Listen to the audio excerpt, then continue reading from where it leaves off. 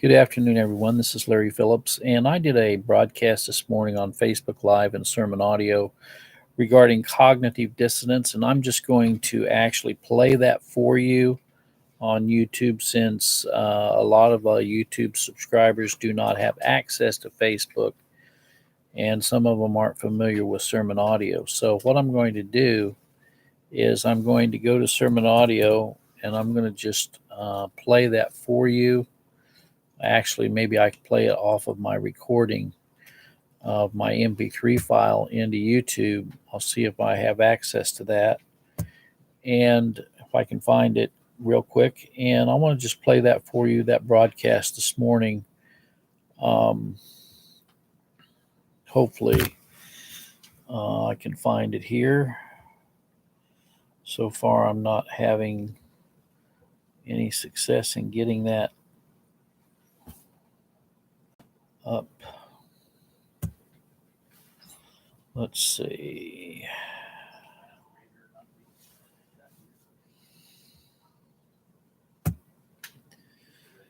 Let's see here. Well, I'm not being able to pick that up for some reason. See if I can get it from this aspect of things. Might be easier just to get it off of Sermon Audio. I'll try it off of that. It was in the morning's devotional this morning for December the 5th. And I'm going to just play that audio for you.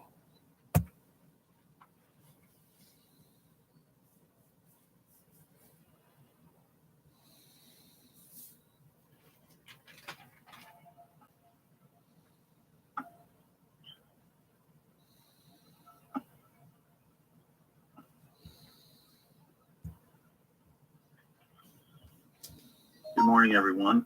Today is the 5th of December, 2018. And you can see by the clock behind me, it's almost 8:30 here this morning. And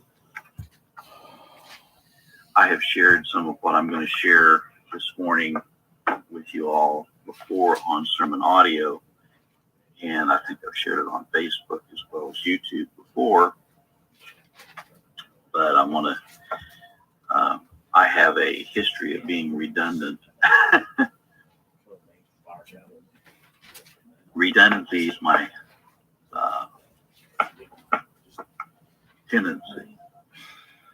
When I taught school, I would try to repeat myself at least 2 or 3 times.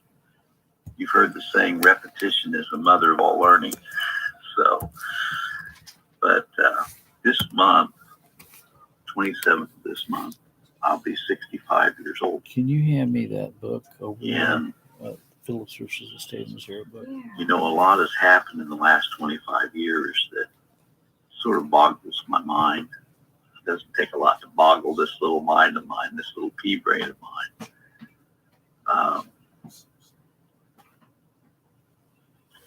But anyway, really the changes in my thinking and my belief structure really started to change at around 37 years old. Of course, God was the one that changed that. So that's more like 28, 30 years ago. But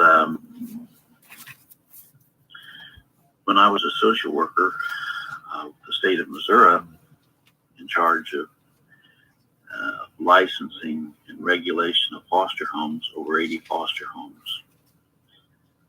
And I was told I would have to place children with homosexuals, and I would have to license homosexuals as foster parents. I experienced what in the psychological world they call cognitive dissonance. Okay. And a lot of people in today would say, oh, you were just a homophobe. No, it wasn't. I was just, it depends on what your definition of a homophobe is. I guess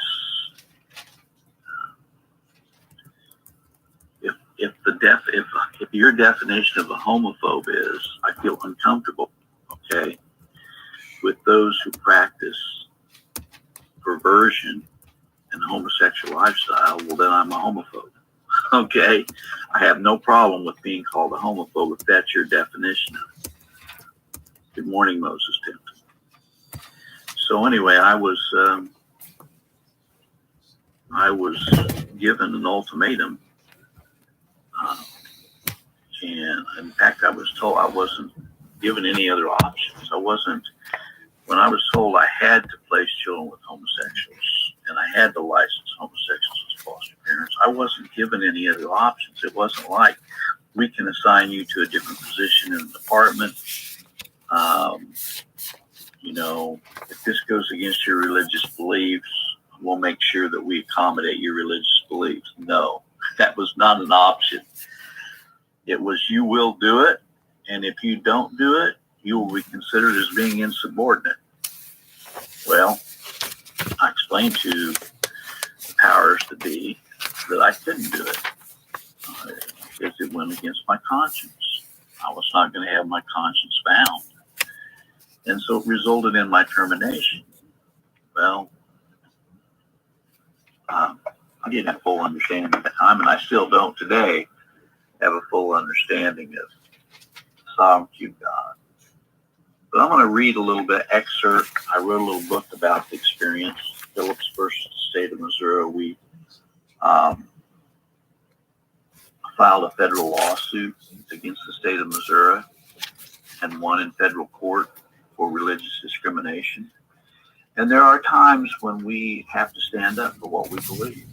I believe it's biblical. I believe that Paul did it.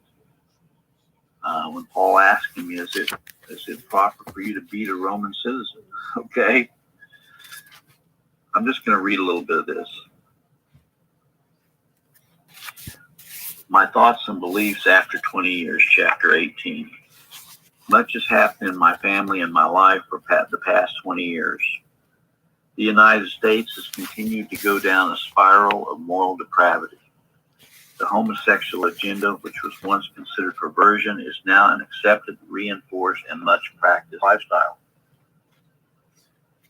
How did the United States get to a state of such moral degeneracy? Many churches began to question the legitimacy of the teachings of the authorized King James Version of the Bible. The liberal seminaries began to bring in professors that literally propagated that the teachings of the Apostle Paul are no longer relevant in today's culture in America.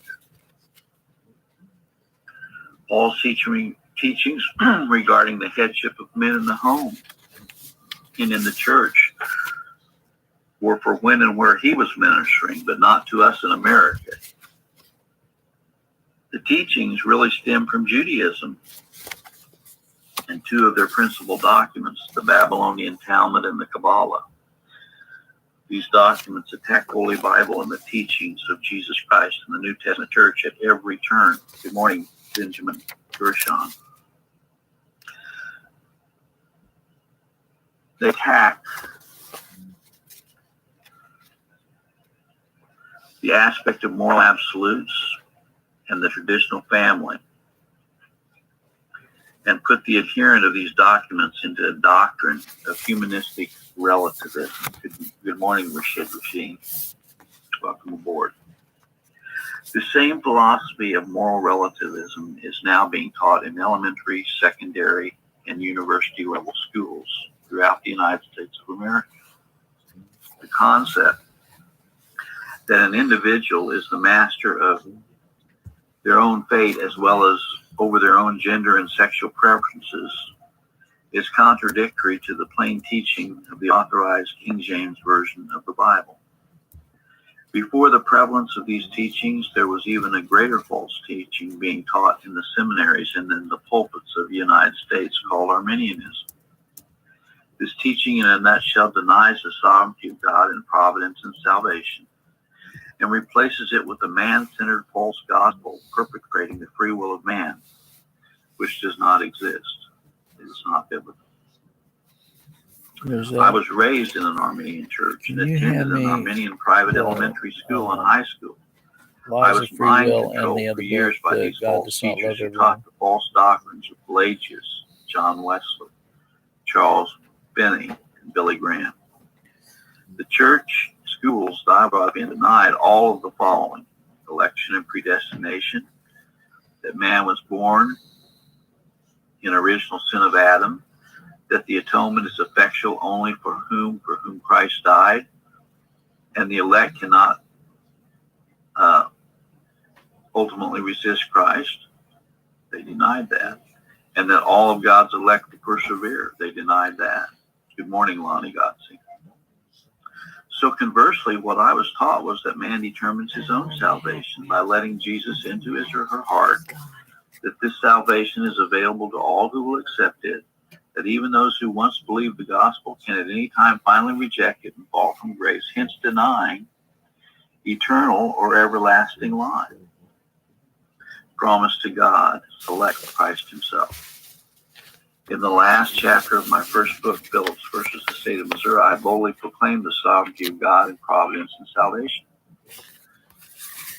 Before I published the book, I had most of the mainstream major leaders in my camp. You will see how many supported me in the case where we took on the state of Missouri over licensing and placing foster and adoptable children with homosexuals. However, when these same people found out that I was taking a stand against the free will doctrine and subscribing to the doctrine of grace, they all seemed to take a hike. Bott Broadcasting Company had a meeting with me. Present were Mr. Dick Bott, Rich Bott, Dick Bott's daughter. Dick Bott began to praise the likes of Charles Finney, who denied substitutionary atonement. Charles Finney denied the doctrine of original sin and many of the other doctrines taught clearly in the Bible. I let Dick Bott know that I did not agree with Charles Finney. I had been on his program multiple times, but since this meeting, I have not been contacted further. This was pretty much the way it was across the board. These Armenian leaders detest those who openly proclaim the sovereignty of God in salvation. I want to welcome aboard Moses, Benjamin, Rashid, Lonnie, Scott, Connie, and any others who've joined us that I can't currently see on the screen. Welcome aboard this morning.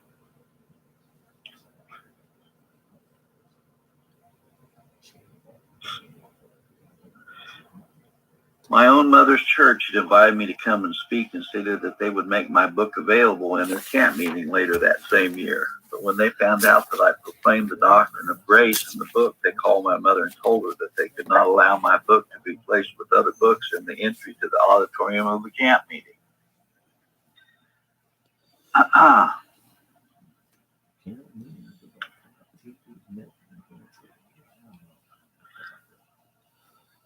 Therefore, the original special thanks page, which I had printed, no longer applies to individuals because they are pretty much across the board preaching, teaching, and promoting false doctrine or Arminianism or endorsing organizations doing just that. This was a real wake-up call for me. Up until this time, Jay Sekulow of the American Center for Law and Justice had covered my case on his website. Shortly thereafter, when I looked on his website, I pulled up the web page that talked about the cases and observed that all information regarding the case of Larry Phillips had been removed. By the way, Jay Sekulow, who is now the President Trump of the United States, was the attorney firm that represented me in the state of Missouri in my case. I could cite many other instances like this, but I think I made my point. When one stands up for the truth of the doctrine of grace, one is going to be pretty much excommunicated from fellowship and treated as scum by the Arminian world. The first two chapters of Genesis gives us an account of the creation of the earth and man and woman. It explains clearly that everything was created in 6 24-hour days. We also, through study of the Bible, learn that the earth is fixed, stationary. It is not spinning through earth, orbiting the sun at 66,000 miles per hour and rotating on its axis at 1,000 miles per hour at the equator. This is false scientism, propagated by people who want to destroy the authenticity of the biblical account of creation? Well, recently a friend of mine, Walter Stickle, began to ask me what I thought about the geocentric model versus the heliocentric model. I mean, here I used to teach 6th, 7th, and 8th grade science, and it took a 74-year-old man to explain to me what geocentrism and heliocentrism was. He went on to explain the two positions to me. After reading quite a large volume of material, watching several videos, and studying the Bible, I realized we've been lied to for years.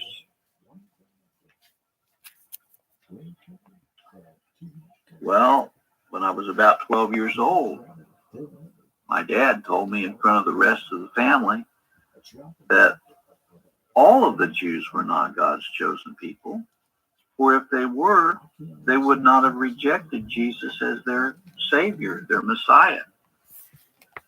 The Zionist churches hated what my dad told me and still hate it today, even though it is biblical truth. Much of the material listed above for your readings deals with this very important topic. And that material is creation and the heliocentric versus the geocentric model, the sovereignty of God and salvation, mystery Babylon, the great lie on earth, the Antichrist gospel, bloody Zion, and the Jews and their lives. Why did all of these supposed Christian leaders abandon me when I started claiming the absolute sovereignty of God and salvation? Because the doctrine, even though it is clearly taught throughout the scriptures, does not appeal to the flesh and is not a moneymaker like the doctrine of free will. I quickly learned that those who were promoting that Christ's death merely made it possible for salvation, but really didn't secure anyone's salvation until that individual let or allowed Jesus into their heart. Wow, what a lie. The Bible is very clear that Jesus came to save his people from their sins, and it is not of him that willeth, nor of him that runneth, but God that showeth mercy. Good morning, Connie and Dave Vandeveen. The great lie of the free will of man denies that man is dead in his trespasses and sin, and apart from the quickening power of the Holy Spirit causing an individual to be born again, no individual can do anything pertaining to their salvation because they are dead spiritually. For some time, I wanted to write an addition after 20 years to the original book, Phillips versus the State of Missouri. What is it like to be a social worker in the highest density city in the state of Missouri, Kansas City? Well, I can tell you firsthand, it is really an eye-opener, especially if you're a Christian and a follower of Jesus Christ. I found out very quickly that the leadership over adoption and foster care had values and was totally in contradiction to those found in the Bible. One of the supervisors over child abuse and neglect was a flaming homosexual who was trying to promote his agenda throughout the department. He would constantly post things in his office area near the hall where everyone would have no doubt as to what he stood for. Another foster care licensing worker had a sign above his desk bragging about coming out of the closet. One would be exposed to the most vile and filthy jokes imaginable working around these people who were into utter perversion. If those who held these views even got the hint that someone in the foster care, adoption, and child abuse protection departments was in disagreement with them and in their perversions, they would attack with a vengeance. God used this experience to really get my full attention. I found myself working in the midst of Sodom and Gomorrah. Those throughout these departments promoted placing children with homosexuals and even promoted homosexuals couples adopting these children, who were, for the most part, were brought into the system because they had already been physically or sexually abused. I do not consider myself to be a theologian, so this is not a systematic treatise in dogmatic. It is a summary of what I've learned over the last 20 years regarding the world having to do with many false doctrines that are purported about Christianity that are frankly fraudulent scams and the furthest thing away from biblical Christianity. The 20th chapter is about discussing regarding the covenant among the Trinity before creation. The 21st chapter is an in-depth look at the absolute sovereignty of God over all things. If God is not sovereign, God is not God. The 22nd chapter is an area that many have chosen to sweep under the rug and not talk about in so-called Christian circles today, and that's the fabulous doctrine of predestination, election, and effectual calling. Another chapter has to do with Christ being manifested in the flesh and therefore bringing about our justification through the imputed righteousness of Jesus Christ. So this is, in a nutshell, why I wrote the second book. This is a revised edition of Phillips versus the state of Missouri, and it also gives an update after 20 years. So I would encourage you, if you have any interest at all in the subject of homosexuality in the government and how rampant it is, to get this book. You can get it by going to lulu.com and just putting in Phillips versus the state of Missouri. And it also goes through the whole history of the court case. And it's quite interesting. I'm not going to bore you with all of the of that today, but it was a 5-year battle.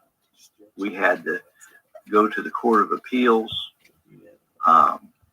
and I actually have some of the documentation in the book regarding the depositions. It was a 24-hour-long deposition of harassment by the state of Missouri. And a federal trial that took place was just almost, at times, I wondered, why am I sitting in this courtroom?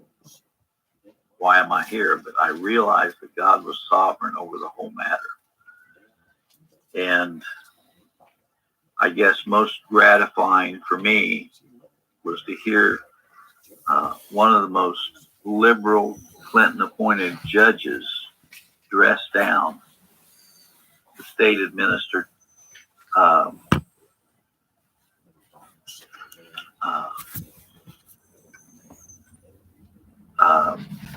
people of Missouri to educate its employees about the right of religious freedom, and who in a post-trial opinion referred to what I went through as persecution.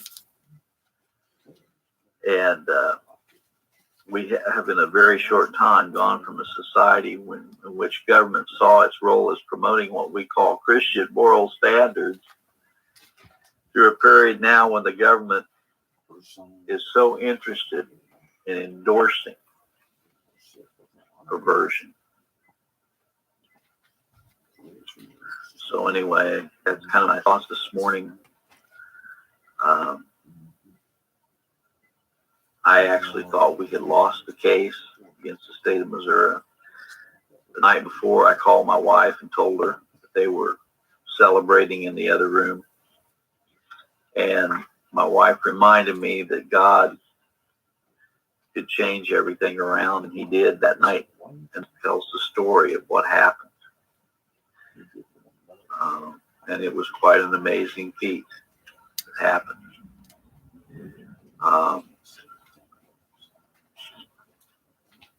So anyway, I hope that you all will stop and think about our actions in the workplace and how it affects other people, and our actions out in the world and how it affects other people, and what we say and what we uphold, what we say we believe, and not just go along with the crowd. You know, we're supposed to take a stand against evil. We're not supposed to be, a lot of people have the idea, well, I just want to be in the majority. I don't want to be in the minority. You know, I want to be accepted by my peers. I want to have the acceptance. Someone told me very close to me that a certain person had the acceptance of all these different people. And I just thought, you know, that having acceptance of all these people doesn't make it right. Just because you have 5,000 friends on Facebook doesn't mean they're your friends, okay?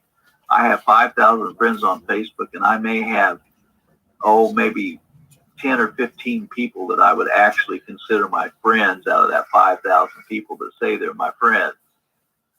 They just want to know what I'm saying. And probably a lot of them want to use it against me.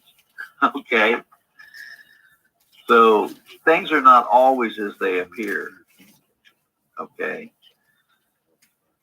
Well, I want to finish this with a thought, and hope that you all will think about what we talked about this morning.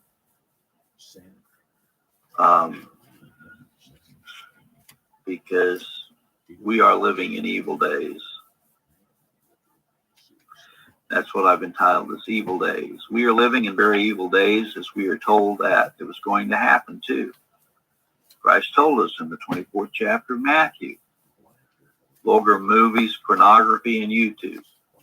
But no evil thing for our eyes that causes us to sin. Let's start acting like we've truly been born again.